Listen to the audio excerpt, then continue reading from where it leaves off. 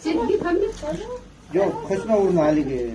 Düğünü sayla baştan da. Niye caz yaptı da? Oşanda kamçıdan bir keser şurada. Geçirak var. Kamyonunuz gibi.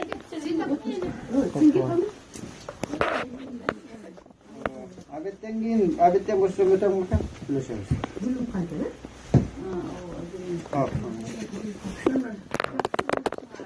Bir barı var.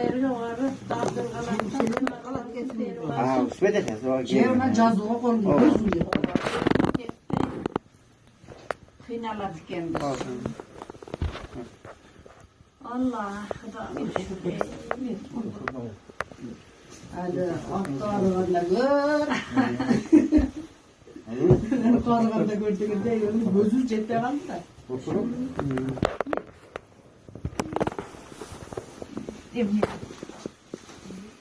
Çok cool.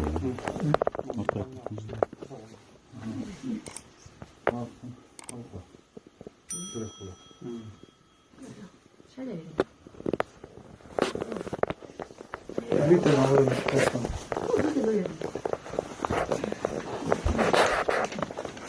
Çekti. Kağız bana paspartına kolay bu. O ne de büyük var.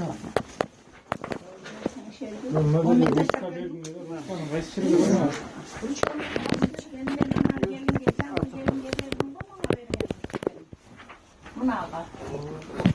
O boşuna kırk bir de. Şeyini aldım o.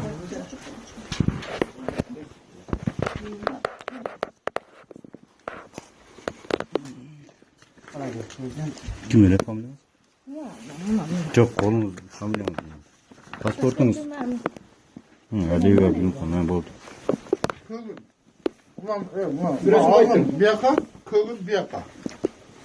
Ulanı bir yaka. Şurası koyturum.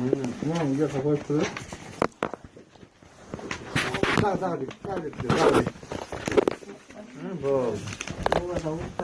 Ne oldu? Yemeğiniz maskana.